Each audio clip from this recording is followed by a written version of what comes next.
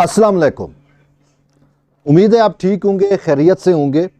आज फिर जो हम डिस्कस करने लगे हैं वो बरतरफ मुलाजमीन की बहाली के प्रोसेस से मुतल्लिक है।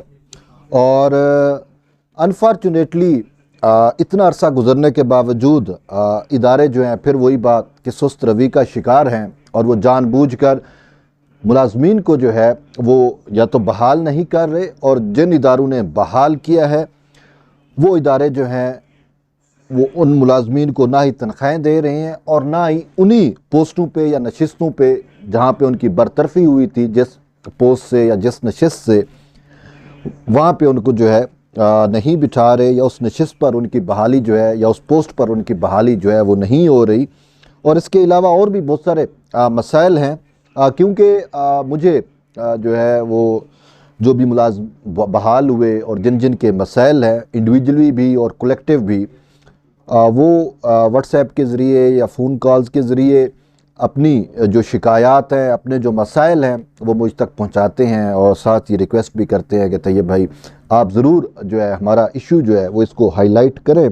और इसके अलावा भी मेरी अपनी भी बहुत सारे इदारों के ऊपर जो है वो नज़र है, और हम देख रहे हैं कि कौन सा इदारा जो है वो सुप्रीम कोर्ट के फ़ैसले को गलत तौर के ऊपर जो है वो इंटरप्रेट कर रहा है, और कौन सा इदारा जो है वो क्यों जो है वो मसाइल क्रिएट कर रहा है। क्योंकि बहुत सारे इदारों के अंदर जो उनकी मैनेजमेंट है वो जो मुझे नज़र आ रहा है कि मैनेजमेंट जो है वो ख़ुद प्रॉब्लमेटिक है, और उनकी प्रॉब्लम्स की वजह से वो मसाइल को हल करने की बजाय वो मसाइल को बढ़ाना चाह रही है, क्योंकि अभी उनके पास एक पॉइंट है जिसके ऊपर वो खेल रहे हैं और मुलाजमीन को जो है वो ज़लील ख्वार कर रहे हैं, और वो ये है कि सुप्रीम कोर्ट का जो है वो डिटेल जजमेंट या रीज़न्स अभी नहीं आई। तो ये एक पॉइंट जो उनके पास है, और वो इसी वजह से सुप्रीम कोर्ट के फ़ैसले को भी गलत इंटरप्रेट कर रहे हैं, और इसके साथ साथ ख़ुद को जो है वो सुप्रीम कोर्ट की डिटेल जजमेंट के पीछे छुपाने की कोशिश कर रहे हैं। ताहम उनकी जानिब से जितने भी इक़दाम किए गए, बहुत सारे इदारों, सारे नहीं, कुछ इदारे जो हैं वो कानून के मुताबिक उन्होंने अच्छा भी इक़दाम किया है, और कुछ इदारे ऐसे हैं जो मुलाजमीन के लिए मसाइल जो हैं वो बढ़ा रहे हैं, जानबूझ के बढ़ा रहे हैं।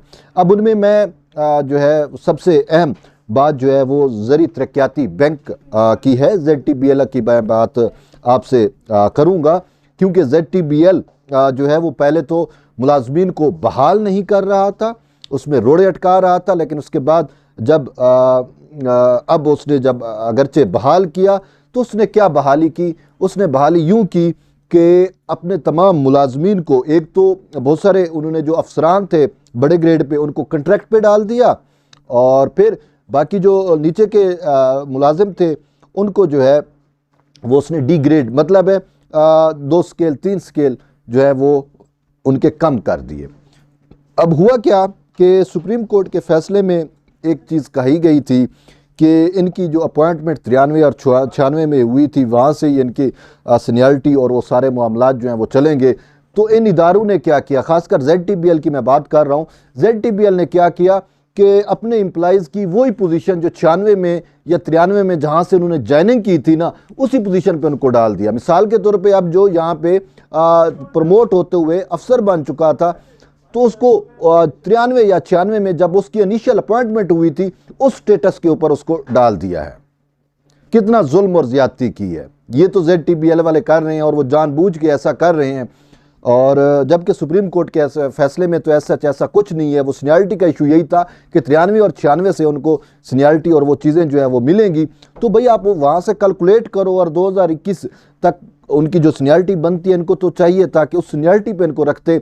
लेकिन अब जो बेचारे अपने महकमों के अंदर जो उनको प्रमोशंस मिल चुकी थी, जो वो वक्त गुजार चुके थे, उसको भी उन्होंने मिनहा करके जो है उनको वापस उस ग्रेड पे या उस पोजीशन पे डाल दिया जिस पोजीशन पे उनकी अपॉइंटमेंट हुई थी। ये ज़्यादती जो है वो ZTBL ने की है, और अफसोस से कहना पड़ता है कि जानबूझ के की गई है, और सुप्रीम कोर्ट के फ़ैसले को गलत जो है उसकी तशरीह या इंटरप्रिटेशन की गई है।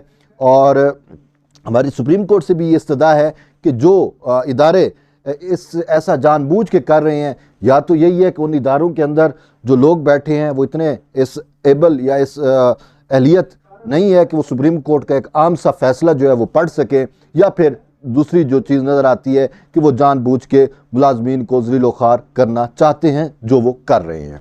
अच्छा, ZTPL के साथ साथ जो यूटिलिटी स्टोर है, यूटिलिटी स्टोर्स वालों के लिए उन्होंने क्या किया, उन्होंने भी जो है इसी तरीके से जिनकी अपॉइंटमेंट परमानेंट थी उनको कंट्रैक्ट पे डाल के उनकी तनख्वाहें जो हैं वो ले ली, मतलब तनख्वाहें नहीं बन रही। अब वो आप उसको माहवार वजीफ़ा जो है वो 25,000 रुपये जो एक इंटर्नी का होता है वो उन्होंने जो है फिक्स कर दिया। बेचारा कोई 16वें ग्रेड में था, 17 में था, एक तो उसको कंट्रैक्ट पे डाल दिया और फिर कंट्रैक्ट पे नहीं, यानी कि उसका जो स्टेटस है वो एज इंटर्नी या ट्रेनिंग वाला जो ट्रेनर होते हैं, यानी कि जो ट्रेनी होते हैं अंडर ट्रेनिंग, उन बेचारों के जो 20-20 साल अपने इदारों को दे चुके हैं उनको वो वापस इंटर्नी वाली सूरत हाल पर डाल दिया।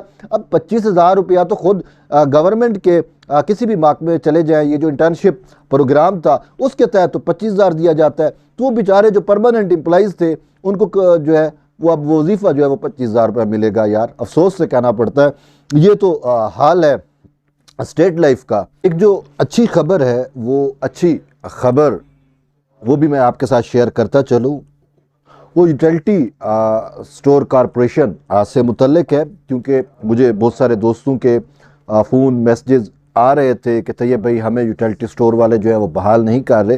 ताम उनको मुबारकबाद हो कि उनकी बहाली का जो है नोटिफिकेशन वो जारी कर दिया गया है। और एक अच्छी बात जो यूटिलिटी स्टोर वालों ने की वो यही की कि जो शख्स जिस पोस्ट पे था, जहाँ से उसको सैक किया गया, बरतरफ किया गया, वो अब वहीं से जो है वो चार्ज जो है वो लेगा।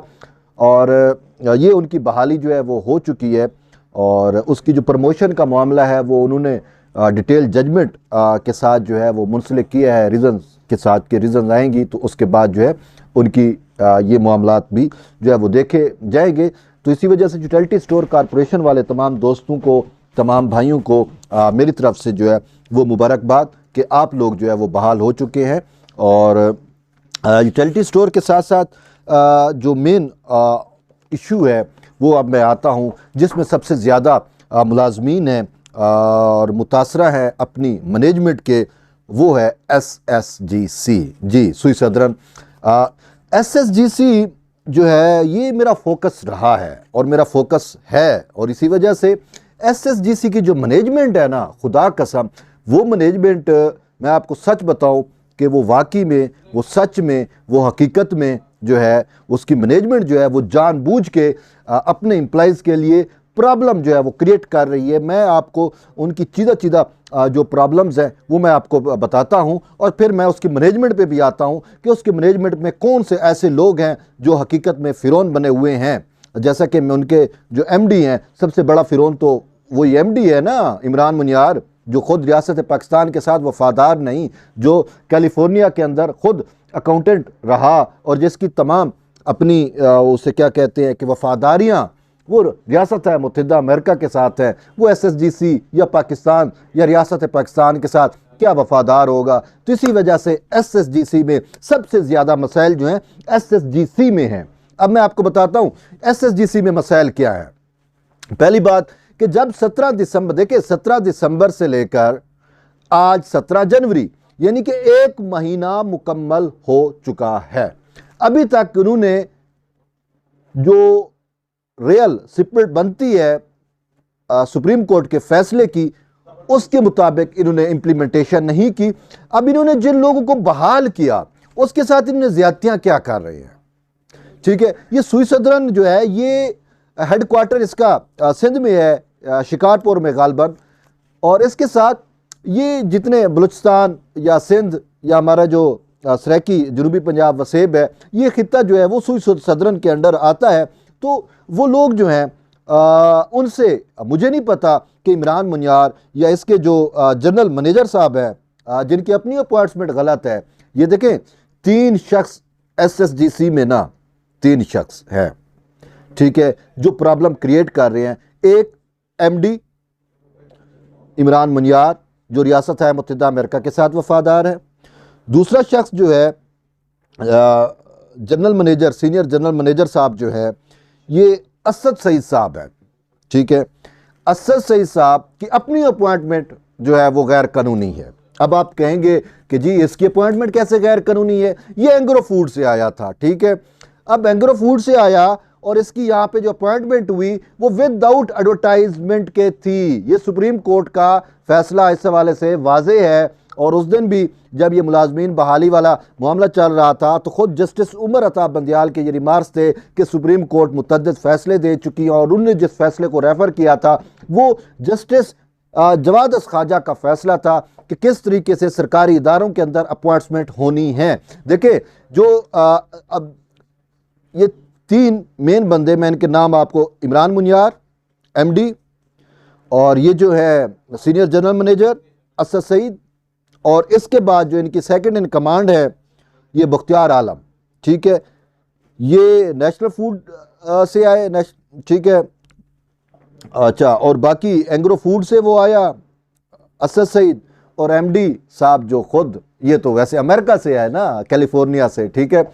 तो ये 3 जो मेन करता धरता है SSGC के अंदर, ये 3 सबसे बड़ी प्रॉब्लम हैं SSGC के अंदर। SSGC के मुलाजमीन की बहाली के अंदर जो रुकावट है वो यही है। और फिर उसके साथ साथ ये उन मुलाजमीन को इंतकामी कार्रवाइयों का निशाना जो है वो बना रहे हैं। अब आप कहेंगे इंतकामी कार्रवाइयों का निशाना कैसे? जी मैं आपको बताता हूँ इंतकामी कार्रवाइयों का निशाना कैसे। एक तो ये जिस पोस्ट पे या जिस नशिस्त पे इनको बरतरफ किया था उसी पे इनको बहाल होना चाहिए था ना, सिंपल सी बात है। उस पे इनकी बहाली करने की बजाय इनको जो है वो दिगर उस पर बहाल किया गया और फिर इनके साथ जो जुल्म किया गया कि इनकी जो है ना वो तबादले और ट्रांसफ़र कर दिए गए। अब मेरे पास एक पशीन में बैठा हुआ एक शख्स जो है उसको, अब क्वेटा से पशीन 50 किलोमीटर का शायद सफ़र बनता है, पशीन में जो शख्स बैठा हुआ है उसका ये ट्रांसफ़र करते हैं और कहते हैं कि आपने जाके हेड क्वार्टर शिकारपुर में जो है या सिंध में जो है आपने जाके अपॉइंटमेंट लेनी है, हाज़िरी देनी है। अब वो बेचारा जो पशीन में था, उसकी फैमिली वहाँ पे सेटल थी, तमाम वो चीज़ें थी, अब बेचारे को वो होम स्टेशन से या पशीन से उठा के शिकारपुर में भेजना ये ज़्यादती नहीं है? ऐसे सैकड़ों केसेस मौजूद हैं SSGC के अंदर, ठीक।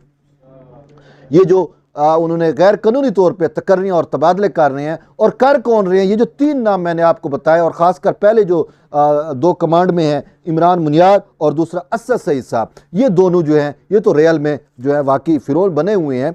अब ये तबादले के अलावा इन लोगों की और फिरौनियत मैं आपको बताता हूँ वो क्या है। अब जब ये लोग मुलाजिम बहाल हो गए तो साफ ज़ाहिर इनकी तमाम चीज़ें भी बहाल हो गई, मरात भी बहाल हो गई, ठीक है। अच्छा, हुआ भी कुछ इसी तरीके से, क्योंकि ये 2000 से ज़्यादा एम्प्लॉइज़ बनता है। अब उसमें हर शख्स या उसकी फैमिली के मेंबर की बहुत सारे मसाइल होते हैं, तो इन्होंने जो तिब्बी सहूलियात होती है ना, जो इदारे पे के साथ मुंसलिक होते हैं, तो वो इदारे ने उनको प्रोवाइड करनी होती हैं। ये उन्होंने जो है उनके मेडिकल अलाउंसेस के साथ साथ उनके ऊपर हस्पतालों के जो पैनल पे हस्पतालें हैं SSGC के, उनके दरवाजे जो है वो बंद कर दिए हैं। अब मैं आपको एक सच में एक बात बताना चाह रहा हूँ जो हकीकत है। SSGC के एक मुलाजिम है जिनकी जो कैंसर के मर्ज में मुब्तला हैं, कैंसर जैसे मूजी मर्ज से जो है वो लड़ रहे हैं, उनकी केमोथेरापी होनी है। तो वो जब उन्होंने देखें, अब केमोथेरापी का इतना महंगा खर्चा तो हर इंडिविजुअल बर्दाश्त नहीं कर सकता ना।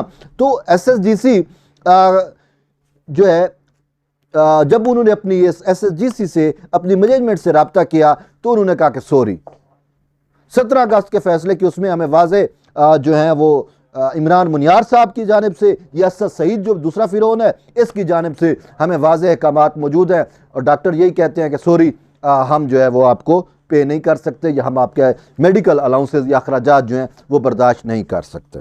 यार ये जुल्म नहीं है? ये तो मैंने आपको एक रियल में एक मिसाल दी कैंसर के मरीज़ की जो SSGC के हैं। अब नाम लेना मैं गवारा नहीं करता, अच्छा नहीं लगता। इस तरीके से सैकड़ों हैं। और फिर इन्होंने किया क्या था कि जो फैमिलीज़ या जो मुलाजिम मुख्तलिफ अस्पतालों में एडमिट थे उनको उठा के अस्पतालों से बाहर फेंकवाया था। अब सुप्रीम कोर्ट का जब फैसला आ गया तो अब ये उसको बहाल नहीं कर रहे, मेडिकल अलाउंसेस बहाल नहीं कर रहे।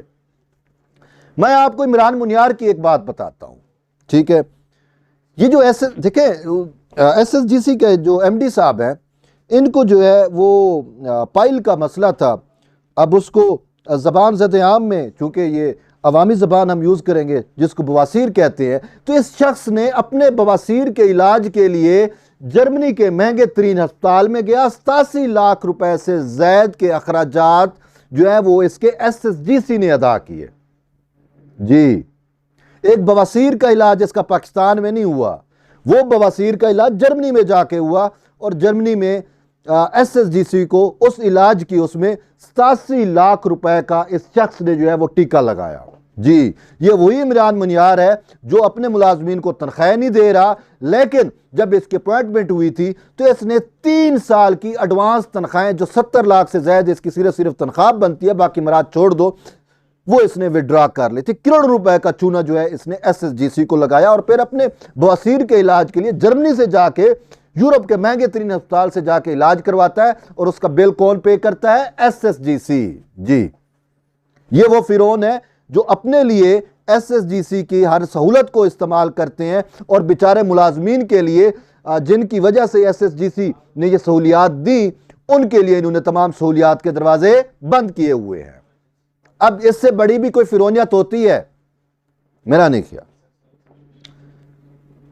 अच्छा, फिर एडवांस तनख्वाहें अपने लिए आपको हलाल, 3 साल के एडवांस तनख्वाहें ले लो इमरान मुनियार साहब, अपने लिए आपके जो है वो आपकी तो अपनी अपॉइंटमेंट गैर कानूनी है ना, लेकिन अपने लिए आपने सारी चीज़ें हलाल की हुई हैं। बेचारे मुलाजमीन को ना ही आप तनख्वाहें भी अभी तक नहीं दे रहे, और आप अभी तक बारगेनिंग में लगे हुए हो कि किसी तरीके से इनकी 4 या 5 माह की जो तनख्वाहें बचती हैं वो भी मैं हड़प कर लूँ।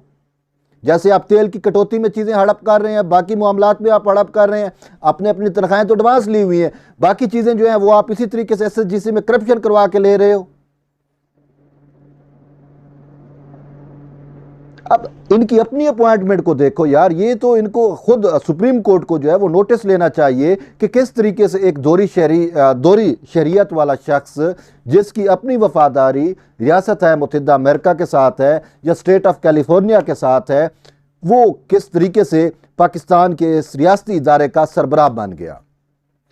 अब जुल्फी बुखारी की सिफारिश हो या सिफारिश असद उमर की हो, उसका मतलब ये नहीं है कि आप पाकिस्तानी बन जाते हो। जुल्फी बुखारी तो खुद डुअल नेशनल है, लेकिन बहरहाल समझ नहीं आती कि किस तरीके से ये मामलात जो हैं वो हमारे पाकिस्तान में चल रहे हैं। यहाँ पे उन लोगों को जो है वो अरूज बख्शा जाता है जो खुद रियासत पाकिस्तान के ख़िलाफ़ होते हैं। सच में कह रहा हूँ, हकीकत भी यही है। देख ले इमरान मुनियार की मैं आपको बात कर रहा हूँ, देख ले, अब वो MD है, ठीक है, आपको तो चाहिए था कि 2000 से ज़्यादा मुलाजिम जो है वो अभी तक धक्के खा रहा है, उनको आपने मेडिकल अलाउंसेस बंद किए हुए हैं, उनकी तनख्वाहें नहीं दे रहे, और साथ साथ उनको किस तरीके से आपने अस्पतालों से बाहर फेंकवाया। आपने जो इंसानियत नाम की कोई चीज़ ही नहीं है, और फिर पाकिस्तानियत तो है ही नहीं ना। कम से कम आप इनको पाकिस्तान के शहरी समझ के इनको ट्रीट कर लेते। जब सुप्रीम कोर्ट जैसा इदारा इनको बुनियादी इंसानी हकूक़ के तहत जो है इनको रिलीफ दे सकता है, मफाद आमा के तहत रिलीफ दे सकता है, तो आप में ये फिरौनियत क्यों ख़त्म नहीं होती?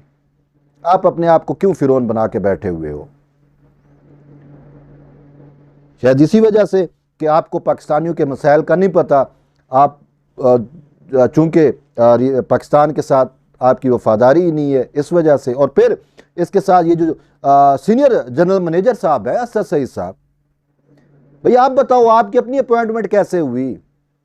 क्या जब आपको SSGC में लगाया गया तो उस टाइम क्या एडवर्टाइज किया गया, इश्तिहार दिया गया? नहीं दिया गया ना। और ये जो है बुख्तियार आलम साहब, आप भी बताएं, क्या आप अपनी अपॉइंटमेंट को जस्टिफाई कर सकते हो? जब आप अपनी अपॉइंटमेंट को जस्टिफाई नहीं कर सकते, आप लोग गैर कानूनी तौर पर इस इदारे के अंदर बैठे हुए हो, तो कम से कम जो कायदे कानून के तहत जिनकी अपॉइंटमेंट हुई है और जिनको सुप्रीम कोर्ट ने तहफ़्फ़ुज़ दे दिया है, उनकी बहाली में तो रोड़े ना अटकाओ यार। ये इमरान मुनियार साहब, आप जर्मनी से वो अपना बवासीर का 87 लाख रुपए का इलाज करवा सकते हो। यहाँ पे जो केमोथेरापी के आपके SSGC के मरीज़ हैं जो कैंसर में मुब्तला, जैसी मूजी मर्ज में मुब्तला हैं, वो केमोथेरापी का खर्चा बर्दाश्त नहीं कर सकते। कम से कम आप उनको तो रिलीफ देना, उनको भी आप रिलीफ नहीं दे रहे। अपनी आप तनख्वाहें 3 साल के एडवांस निकलवा सकते हो, और इन बेचारों की 5 माह की तनख्वाहें आप दबा के बैठे हुए हो जो आप नहीं दे रहे।